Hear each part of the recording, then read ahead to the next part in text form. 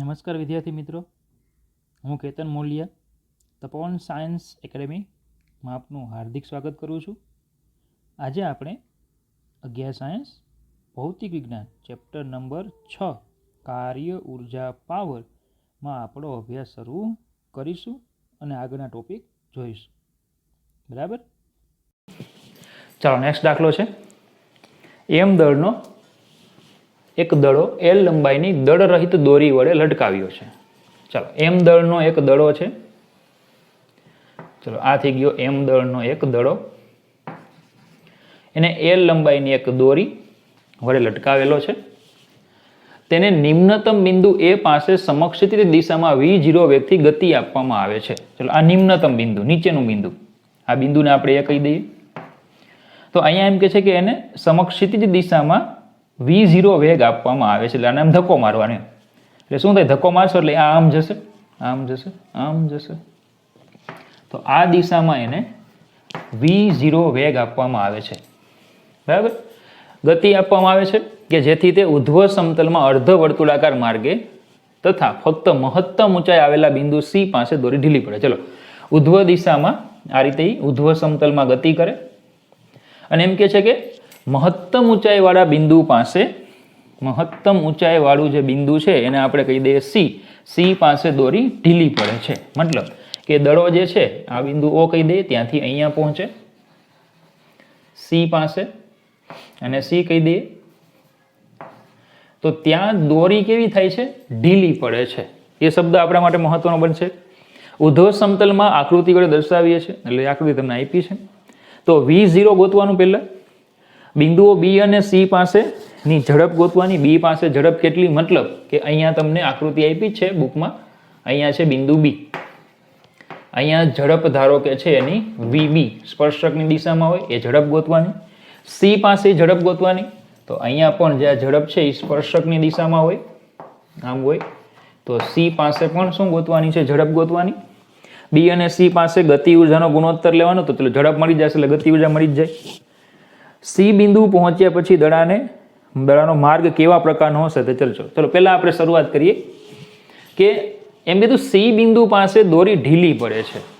બરાબર, તો C બિંદુ પાસે કયા કયા બળો લાગતા હોય આપણે વાત કરીએ કે ભાઈ દડો છે અહીંયાથી અહીંયા પહોંચે તો કયા બળ લાગે? તો કે પહેલા તો દોરીના આ છેડા થાય. દોરી જે અહીંયા હતી એ હવે અહીંયા આવી ગઈ, અહીંયા દોરી આવી ગઈ. તો દોરીના આ છેડા થાય, તણાવ બળ છેડાથી અંદર તરફ લાગે. તો C બિંદુ પાસે તણાવ બળ બોલો TC કહી દઉં તો આ દિશામાં લાગે.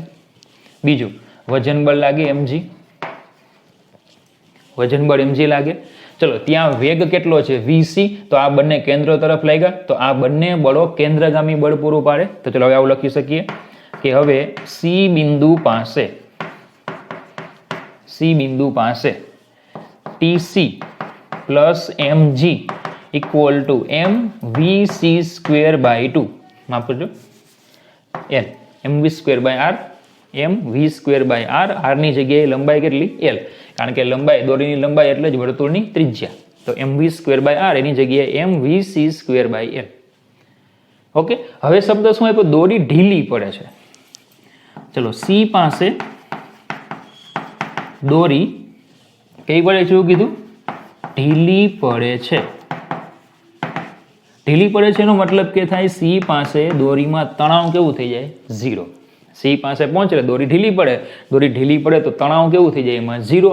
તો ચલો, TC જો આપણે 0 લઈ લઈએ, TC જો અહીં 0 મૂકી દઉં તો આવશે mg equal to mvc²/l.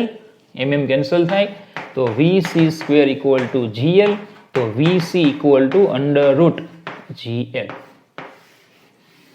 vc equal to √gl. તો ચલો, C પાસેનો આપણે વેગ કીધો તો B અને C પાસે બંને પાસે ગોતવાના હતા કે નહીં? તો C પાસેનો વેગ પહેલા મળે. ખબર પડી આટલી? ચાલો, હવે જોજો. આ જે રેખા છે સમક્ષિતિજ રેખા, એને હું કહી દઉં સંદર્ભ સપાટી. શું કહી દઉં એને? સંદર્ભ સપાટી. તો પછી A અને C બિંદુ છે, A અને C બિંદુ, A અને C પાસે યાંત્રિક ઉર્જા સંરક્ષણના નિયમ મુજબ ચલો એ અને સી બિંદુ પાસે યાંત્રિક ઉર્જા સંરક્ષણનો નિયમ એપ્લાય કરો તો એ પાસે જેટલી ઉર્જા હશે એટલી જ ઉર્જા સી પાસે. એ પાસે કુલ ઉર્જા એટલે ગતિ ઉર્જા વત્તા સ્થિતિ ઉર્જા.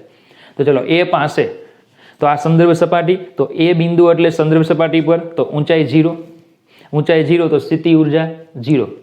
ચલો ગતિ ઉર્જા તો વેગ કેટલો છે v0 તો એ પાસે બોલો કુલ ઉર્જા એટલે ગતિ ઉર્જા કેટલી હાફ એમ v0². સ્થિતિ ઉર્જા કેટલી 0. ત્યાંથી આ અહીંયા આવ્યો સી પાસે વેગ કેટલો vc તો ચલો ગતિ ઉર્જા હાફ એમ vc². ગતિ ઉર્જા હાફ એમ vc². અને સંદર્ભ સપાટીથી કેટલી ઊંચાઈ પર આવ્યો l 2l ઊંચાઈ પર આવ્યો. ચલો h ઊંચાઈ હોય એટલે ઉર્જા mgh તો 2l ઊંચાઈ છે તો ઉર્જા mg2l પ્લસ mg2l. બોલજો ખબર પડી આટલી. એ પાસે કુલ ઉર્જા મૂકવાની તો કુલ ઉર્જા એટલે ગતિ ઉર્જા વત્તા સ્થિતિ ઉર્જા તો વેગ v0 તો ગતિ ઉર્જા એટલે હાફ એમ v0². સંદર્ભ સપાટી પર છે એટલે ઊંચાઈ 0 એટલે સ્થિતિ ઉર્જા 0. બરાબર. ચલો ત્યાંથી અહીંયા આવ્યો વેગ કેટલો છે vc તો ગતિ ઉર્જા હાફ એમ vc². કેટલી ઊંચાઈ પર આવ્યો l પ્લસ l 2l તો સ્થિતિ ઉર્જા થાય mgh h ની જગ્યાએ 2l. ચાલો તો આપણે vc ગોતવાનો છે સોરી માફ કરજો આપણે v0 ગોતવાનો છે. vc તો આપણી પાસે આવી ગયો એટલે આ સ્ટેપ ઉપરથી આપણને v0 મળશે. ચલો પહેલા તો હું શું કરું બધામાંથી હાફ m કેન્સલ કરું તો પહેલા તો m બધામાંથી ઉડી જશે m અને 2 લસા લો એટલે અહીંયા 2 ગુણાય તો ચલો આવી રીતે લખાશે v0² equal two vc² plus 2 ગુણાય એટલે 2 દુ 4 4gl. vc ની કિંમત અહીંયા મૂકી દઈએ તો v0² ઇક્વલ ટુ vc² એટલે gl તો gl પ્લસ 4gl એટલે v0 equal to 5gl √5gl. તો v0 મળી ગયા vc મળી ગયા v0 મળી ગયા. ચલો હોવો પડે. હવે જો આને આપણે અહીં લખી નાખીએ કારણ કે દાખલો એક બોર્ડમાં સમાશે નહીં અને પછી પાછા સમાવા જાશું તો લોકો રાડો પાડશે અક્ષર મોટા કરો એટલે આપણે આટલે પૂરું કરીએ. ચલો આટલી ખબર પડી ગઈ. એ અને સી પાસે આપણે ચર્ચા કરી યાંત્રિક ઉર્જાની. સેમ આ જ રીતે હવે એ અને બી પાસે લઈએ એટલે જેવી રીતે આ વેગ મળ્યો એવી રીતે આપણે બી પાસેનો વેગ મળી જાય. ઓકે જો ચલો તો એ અને સી પાસે સીની જગ્યાએ હું લઈ લઈએ હવે બી. તો એ અને બી પાસે યાંત્રિક ઉર્જા સંરક્ષણના નિયમ મુજબ જોજો એ પાસે કુલ ઉર્જા એટલે ગતિ ઉર્જા હાફ એમ v0². સ્થિતિ ઉર્જા 0 પહેલાની જેમ જ. બી પાસે કુલ ઉર્જા તો બી પાસે વેગ કેટલો છે vb તો હાફ એમ vb² પ્લસ કેટલી ઊંચાઈ છે ઊંચાઈ કેટલી છે l તો આવશે mgl તો half M v0² equal to half M vb² plus mgl. ચલો m કેન્સલ થાય 2 છે ને ગુણાકાર કરો v0² equal two vb² plus 2gl. ચલો v0 ની કિંમત મૂકી દો જો વર્ગ કરીને મૂકશો એટલે 5gl થશે પણ એની પહેલા હું vb² ને કરતા બનાવું એટલે v0² માઇનસ 2gl તો vb² ઇક્વલ ટુ v0² મૂકી દો 5gl માઇનસ 2gl તો vb² ઇક્વલ ટુ 3gl તો vb ઇક્વલ ટુ √3gl. તો એને લખી નાખું vb ઇક્વલ ટુ √3gl. બરાબર. હવે સમજો આ છે ને દાખલો બહુ ફેમસ છે JEE માં નીટમાં ઘણી વખત આ દાખલો છે ને પૂછાઈ ગયો છે. તમારે શું કરવું પડે આ સેમ રકમ આ સેમ બરાબર તમારે યાદ બને ને તો આ સૂત્રો યાદ રાખવાના છે કે અહીંયા વેગ તો કે √5gl અહીંયા 2 ઓછો √3gl અહીંયા 2 ઓછો √gl. બોલો છે કે નહીં √5gl 3gl 1gl. ઓકે ચાલો એટલે આપણે કેટલે પહોંચી ગયા v0 મળી ગયા. ઓકે પેલું પૂરું. બી અને સી પાસેની ઝડપ એટલે બીજું પૂરું. બી અને સી પાસે ગતિ ઉર્જાના ગુણોત્તર કેટલા એ ચલો ગતિ ઉર્જાના ગુણોત્તર લઈ લઈએ. તો ચલો ફરી પાછું આપણે બી પાસે ગતિ ઉર્જા kb સી પાસે ગતિ ઉર્જા kc બી પાસે ગતિ ઉર્જા અને સી પાસે ગતિ ઉર્જાનો ગુણોત્તર. તો બી પાસે ગતિ ઉર્જા KB એટલે half M V B square, K C એટલે હાફ એમ વીસી સ્ક્વેર. તો KB upon K C equal to half M cancel થાય, વીબી સ્ક્વેર એટલે 3GL, વીસી સ્ક્વેર એટલે GL, GL GL જાય કેટલું આવશે 3. તો KB by KC equal to 3, KB by KC equal to 3. બરાબર. ચલો એટલે સી એ પતી ગયું. હવે કીધું સી બિંદુએ પહોંચ્યા પછી દડાનો માર્ગ કેવા પ્રકારનો હશે. સી બિંદુએ પહોંચે પછી કેવા પ્રકારનો માર્ગ હશે. ચલો તો હવે એ ડિપેન્ડ્સ છે કે સી બિંદુ પાસે દડો પહોંચે અને જો દોરી તૂટી જાય, સી બિંદુ પાસે જોજો, સી બિંદુ પાસે દડો પહોંચે અને જો દોરી તૂટી જાય તો પછી એ શું કરશે, સી બિંદુ પાસેથી વેગ એનો સ્પર્શકની દિશામાં છે તો એ સ્પર્શકની દિશામાં આગળ વધશે અને પછી નીચે આવશે. જો દોરી તૂટી જાય તો દોરી તૂટી જાય. સી બિંદુ પાસે વેગ એનો સ્પર્શકની દિશામાં છે એટલે સ્પર્શકની દિશામાં છે એટલે આ દિશામાં જશે ને પછી ગુરુત્વાકર્ષણને કારણે નીચે આવશે એટલે માર્ગ કેવો થશે, પરવલય. પણ દોરી તૂટતી નથી, દોરી તૂટતી નથી. જો દોરી તૂટતી ન હોય તો પછી એ શું કરશે, સી બિંદુ પાસેથી એનો માર્ગ જે છે એ અર્ધવર્તુળાકાર ભ્રમણ પૂરું કરશે અને ફરી પાછો શું થશે, એ પાસે આવશે. સી બિંદુથી એ ફરી પાછો શું કરશે, એનું અર્ધવર્તુળાકાર જે ભ્રમણ હતું એ પૂરું કરશે અને પાછો ક્યાં આવશે, એ બિંદુ પર આવશે. બરાબર. તો દાખલો ઘણો મહત્વનો, JEE નીટ માટે આ દાખલો ઘણો મહત્વનો. બરાબર. અને પરીક્ષામાં તમને 3 થી 4 માર્ક્સમાં પૂછાય એવો દાખલો છે. ઓકે. ખાસ છે યાંત્રિક ઉર્જા સંરક્ષણનો નિયમ આમાં કઈ રીતે એપ્લાય કરવો તે. ઓકે. ચાલો નેક્સ્ટ દાખલો છે, કારના એક્સિડન્ટને તાદસ્ય કરવા માટે, એટલે કે કાર જે છે એનું એક્સિડન્ટ થાય તો એમાં કઈ રીતે કેટલું કોને નુકસાન થાય, બરાબર, એ તાદસ્ય કરવા એટલે જોવા માટે. કારના ઉત્પાદકો જુદા જુદા સ્પ્રિંગ અચળાંકવાળી સ્પ્રિંગ સાથે કારોની અથડામણનો અભ્યાસ કરે છે. શું કરવામાં આવે એમાં કે એક સામે સ્પ્રિંગ હોય, બરાબર, એ સ્પ્રિંગ સાથે કારને અથડાવવાની, એમ સ્પ્રિંગ સાથે કારને શું કરવાની, આમ અથડાવવાની. બરાબર. એક આવું તાદસ્ય વિચારો કે જેમાં 18 કિલોમીટર પ્રતિ કલાકની ઝડપથી સીધા રસ્તા પર ગતિ કરતી 100 કિલોગ્રામ દળની કાર. ચલો આપણે અહીંયા તો શું આપેલું છે, પહેલા તો વેગ આપ્યો છે v 18 કિલોમીટર પ્રતિ કલાક. તો v બરાબર 18 ગુણ્યા 5/18 મીટર સેકન્ડ ઇનવર્સ એટલે v બરાબર 5 મીટર સેકન્ડ ઇનવર્સ. બરાબર. એને કિલોમીટર પ્રતિ કલાકને મીટર પ્રતિ સેકન્ડમાં ફેરવાય તો 5/18 વડે ગુણવાના. ચાલો 1000 કિલોગ્રામ દળની કાર છે એટલે m બરાબર 1000 કિલોગ્રામ. સમક્ષિતિજ રીતે લગાડેલ 6.25 ગુણ્યા 10³ ન્યૂટન મીટર ઇનવર્સ સ્પ્રિંગ અચળાંકવાળી એટલે કે 6.25 ગુણ્યા 10³ ન્યૂટન મીટર ઇનવર્સ સ્પ્રિંગ અચળાંકવાળી સ્પ્રિંગ સાથે અથડાય છે. સ્પ્રિંગનું મહત્તમ સંકોચન કેટલું હોય એટલે xm આપણે ગોતવાના. જો શું થાય, કાર ગતિ કરીને આવે, સ્પ્રિંગ સાથે અથડાય એટલે સ્પ્રિંગનું સંકોચન થાય. તો આપણે એવું ભણીએ કે જ્યારે પણ સ્પ્રિંગ ખેંચાય કે સ્પ્રિંગ સંકોચાય એટલે હંમેશા એમાં હાફ કે x² ઉર્જાનો સંગ્રહ થાય.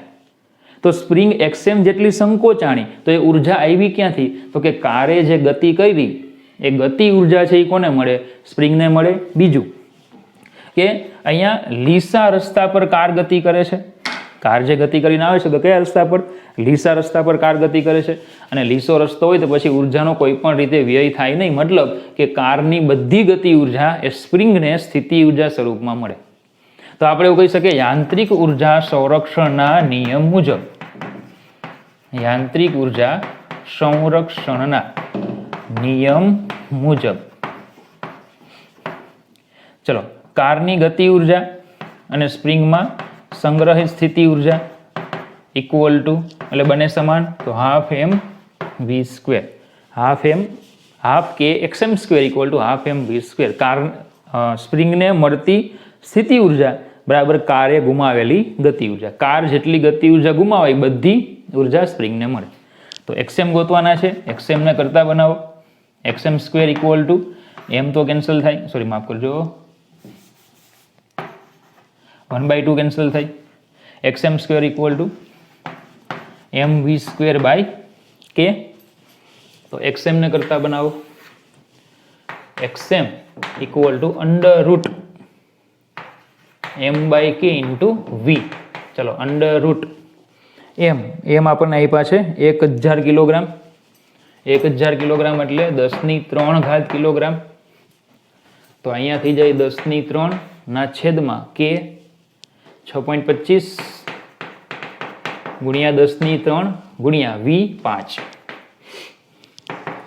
ચલો 1/6.25 એટલે આ કેન્સલ થાય, 1/6.25 કરીને વર્ગમૂળ લઈ લ્યો, ગુણ્યા 5 કરશો એટલે ફાઇનલ જવાબ આવશે 2 મીટર. એટલે સ્પ્રિંગ કેટલી સંકોચાશે? 2 મીટર જેટલી સંકોચાય. બરાબર. તો હું એ આન્સરને છે ને અહીંયા જરાક યાદ રાખજો કે સ્પ્રિંગ છે ને 2 મીટર સંકોચાય એમ. બરાબર. સીધા રસ્તા પર સમક્ષિતિજ દિશામાં ગતિ કરે છે તો એ સ્પ્રિંગ જે છે લીસા રસ્તા પર જો કાર ગતિ કરતી હોય તો સ્પ્રિંગ 2 મીટર જેટલી સંકોચાય. હવે સમજો, ધારો કે હું આમાં ઘર્ષણ બળ એડ કરું. જો ઘર્ષણ બળ એડ કરીએ તો યાંત્રિક ઉર્જા સંરક્ષણનો નિયમ આ રીતે એપ્લાય કરાય નહીં. તો તમને અસંરક્ષી બળના કિસ્સામાં યાંત્રિક ઉર્જા સંરક્ષણનો નિયમ કરાયો છે એ નિયમ અહીંયા એપ્લાય થશે. કઈ રીતે? તો આના નેક્સ્ટ દાખલામાં લઈએ. જો ચાલો, તો નેક્સ્ટ દાખલો છે ઉદાહરણ 6.9. ઘર્ષણના અચળાંક મ્યુ ના 0.5 મૂલ્ય માટે, એટલે કે આપણે હવે મ્યુ આપ્યો છે 0.5 માટે ઉદાહરણ 6.8 ધ્યાનમાં લો. ચલો, કેટલી બાબતો? તો કે એક તો એનો વેગ હતો કારનો 5, દળ હતું એનું 1000 કિલોગ્રામ અને કી આપ્યા હતા. એને જવાબ આપણને 2 મીટર આવ્યો હતો. બરાબર, મેં લખ્યો છે અહીંયા. હવે સ્પ્રિંગનું મહત્તમ સંકોચન ગણો. એટલે હવે મહત્તમ સંકોચન કેટલું થાય ગણવાનું. જો હવે શું થાય, કાર છે એ ગતિ કરીને આવે, સ્પ્રિંગ ધારો કે એક્સએમ સંકોચાણી પછીના કિસ્સામાં, આ આગળનું હતું એ ભૂલી જાવ, આ પછીનું આ એક્સએમ, ફરીથી એક્સએમ જ લઉં છું. બરાબર, એટલે સંજ્ઞા છે ખાલી. સ્પ્રિંગ એક્સએમ જેટલી સંકોચાય એનો મતલબ કે એમાં હાફ કે એક્સએમ સ્ક્વેર ઉર્જાનો સંગ્રહ થાય. જોજો, યાંત્રિક ઉર્જા સંરક્ષણના નિયમ મુજબ, યાંત્રિક ઉર્જા સંરક્ષણના નિયમ મુજબ. પણ હવે આપણે ઘર્ષણ બળને ધ્યાનમાં લેવાનું, એટલે અસંરક્ષી બળ માટે સ્પ્રિંગ પહેલા તો એક્સએમ સંકોચાય એટલે હાફ કે એક્સએમ સ્ક્વેર ઉર્જાનો સંગ્રહ થયો એ 100%. સ્પ્રિંગ તો સંકોચાવાની તો ખરા જ કે નહીં, તો હાફ કે એક્સએમ સ્ક્વેર ઉર્જાનો સંગ્રહ થયો. અચ્છા, ઉર્જા ક્યાંથી આવી? તો કે કાર ગતિ કરીને આવતી હતી એટલે half M V square. Car ગતિ કરીને આવતી હતી એટલે આ ઉર્જા બરાબર એમાં સ્ટોર થઈ. પણ કાર ગતિ કરીને આવતી હતી પણ ઘર્ષણને કારણે બોલો કંઈક ઉર્જાનો વ્યય થયો હશે. ઘર્ષણને કારણે અવરોધક બળની વિરુદ્ધમાં કારે જે કાર્ય કર્યું હશે એટલી ઉર્જા શું થઈ હશે? વ્યય પામે. તો અવરોધક બળની વિરુદ્ધમાં જે કાર્ય કર્યું હોય કારે, અવરોધક બળની વિરુદ્ધમાં, એને જો હું કહી દઉં WR, તો એટલું આ ગતિ ઉર્જામાંથી શું કરવું પડશે? માઇનસ કરવું પડશે. બોલ્યો ખબર પડે? દાખલા તરીકે તમે ધારો કે સામે કોઈ વ્યક્તિ છે, બરાબર, એને આપણે ધારો કે 100 રૂપિયા આપવાના છે. 100 રૂપિયા આપણે એને આપવા છે. બરાબર, તમે 100 રૂપિયા લઈને નીકળ્યા છો કે ભાઈ આને 100 રૂપિયા આપવા છે, 100 રૂપિયા લઈને નીકળ્યો છો. પણ રસ્તામાં ખીચું તૂટી ગયું, તમારી પાસે ચિલ્લર હતું 100 રૂપિયાનું, ખીચું તૂટી ગયું, 5 રૂપિયા પડી ગયા. 5 રૂપિયા શું થયા? પડી ગયા. તો હવે આ વ્યક્તિને તમે કેટલા રૂપિયા આપ્યો? 100 આપશો? ના, 100 માંથી શું કરવા પડશે? 5 બાદ કરવા પડશે. પડે ખબર? તો ઘર્ષણ બળની વિરુદ્ધમાં કાર જે કાર્ય કરે છે એટલું કાર્ય શું થશે? ગતિ ઉર્જામાંથી બાદ થાય. એટલે WR જે છે એ શું કરવું પડે? આપણે બાદ કરવું પડે. ચલો હવે WR ની ગણતરી કરીએ કે ઘર્ષણ બળની વિરુદ્ધમાં કાર જે કાર્ય કરે એ કેટલું? તો કે ઘર્ષણ બળ F, બરાબર, અને કેટલી સ્પ્રિંગ સંકોચાય છે? XM. ચલો, કાર ગતિ આગળ કરે, ઘર્ષણ બળ પાછળ લાગે, એટલે ખૂણો 180 નો, ગતિ આગળ ઘર્ષણ પાછળ, ખૂણો 180 નો, એટલે કાર્ય ઋણ આવે. પણ અહીંયા મેં ઋણ મૂકી દીધા, એટલે હવે મારે ખાલી મૂલ્ય જ કરવાનું હોય. કેમ? હમણાં આગળ કીધું કે 100 - 5 એટલા રૂપિયા જ મળે ને, 95 રૂપિયા જ મળવાના છે, 100 - 5 પડે ખબર? અથવા શું કરવું પડે કે ભાઈ કેટલા રૂપિયા ઓછા થયા? તો કે 5. તો અહીંયા -5 કરો, તો અહીંયા પ્લસ કરીને -5 કરો, એક જ થવાનું છે. એટલે તમને આગળ પણ એવું કીધું છે, કાં તમે અહીંયા પહેલેથી માઇનસ લઈ લો, અહીંયા માઇનસ લ્યો, અને કાં ત્યાં માઇનસ લ્યો, પણ એટલું ફાઇનલ કે જે કંઈ પણ અવરોધક બળ વિરુદ્ધનું કાર્ય છે ને એ બાદ થવું જોઈએ. અવરોધક બળની વિરુદ્ધમાં જે કાર્ય થાય એ બાદ થવું જોઈએ. તો કેટલું થાય બળ? અવરોધક બળ F અને XM કેટલું સ્થાનાંતર કરે સ્પ્રિંગ? તો કે XM જેટલું. ચાલો, તો WR = F એટલે મ્યુ એન એક્સએમ અને મ્યુ એટલે એમ જી એક્સએમ, બરાબર. કાર જે છે એ આ રીતે હોય તો વજન બળ ક્યાં લાગશે? નીચે. લંબ બળ ક્યાં લાગશે? ઉપર. એટલે એન બરાબર mg. ચલો ક્લિયર આટલું? તો આને ત્યાં મૂકી દો તો half K X M square equal to half M V square minus WR એટલે mu M G X M, mu M G X M. અચ્છા એવું કરીએ, બગડો છે એ કાઢી નાખીએ અથવા તો એવું કામ કરીએ બધી કિંમત મૂકી દઈએ, બરાબર. બગડો તમે કાઢી નાખો તો બધી કિંમત મૂકી દો. ચાલો બધી કિંમત મૂકી દઈએ. ચાલો કે કેટલા છે? 6.25 ગુણ્યા 10⁻³ ના છેદમાં 2 x m square equal to half m, m કેટલા છે? 10⁻³ ગુણ્યા વી કેટલા? 5 નો વર્ગ એટલે 25 માઇનસ મ્યુ, મ્યુ કેટલા છે? 0.5, એમ છે 10⁻³, જી લેવાના છે 10 એક્સએમ, બરાબર. ચલો તો આ 6.25 ભાગ્યા આપણે 2 કરીએ, બરાબર.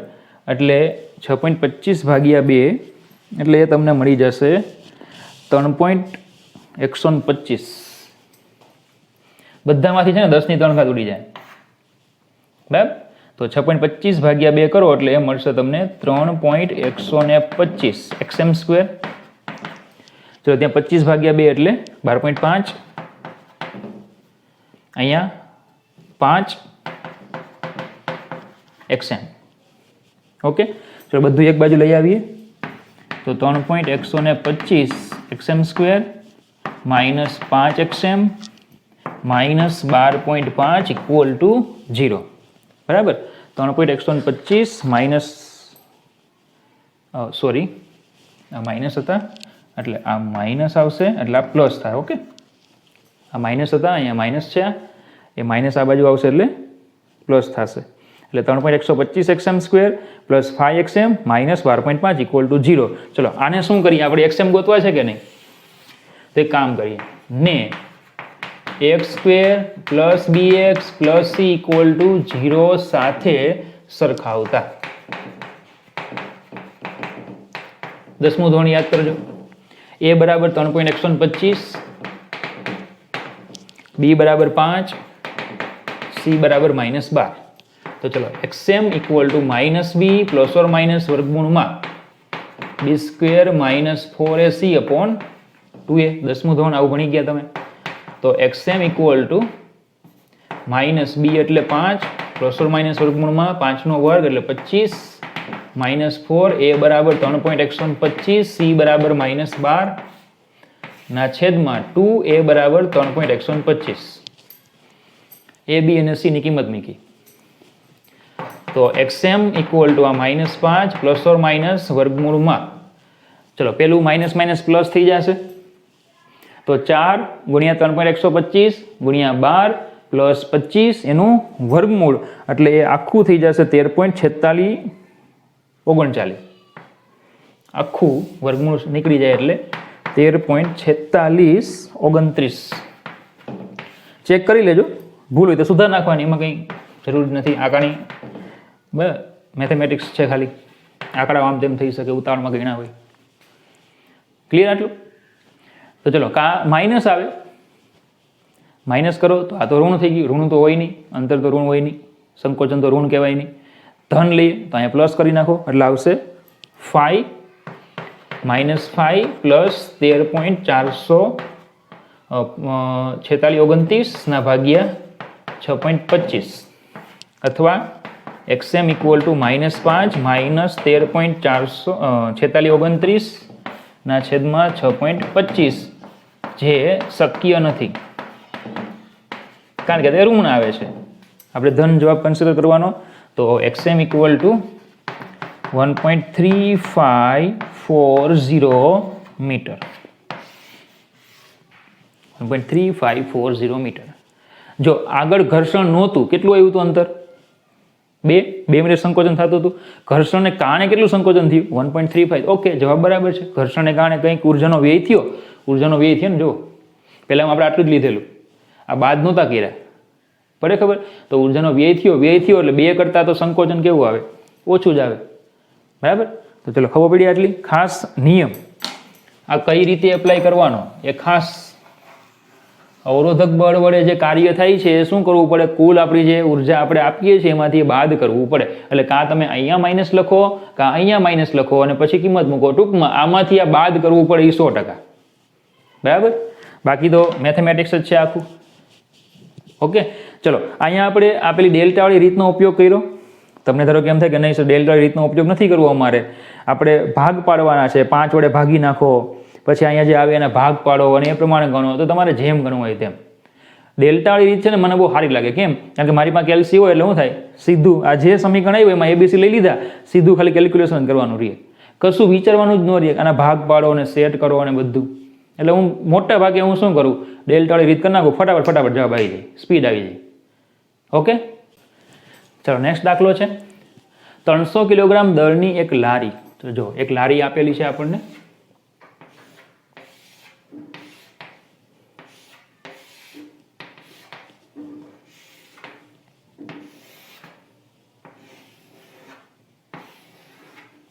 ધારો કે એક લારી છે, કલ્પી લેવાની તમારે, લારી દેખાય છે લારી જેવું છે. એટલે 300 કિલોગ્રામ દળ છે. ધારો કે લારી જે છે એનું દળ આપ્યું છે આપણને કેપિટલ M, 300 કિલોગ્રામ, બરાબર?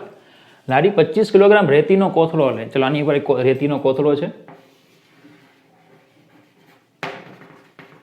ચલો એનું દળ આપ્યું છે સ્મોલ m, 25 કિલોગ્રામ લઈને ઘર્ષણરહિત સપાટી પર 27 કિલોમીટર પ્રતિ કલાકની એક ધારી ઝડપથી ગતિ કરે છે.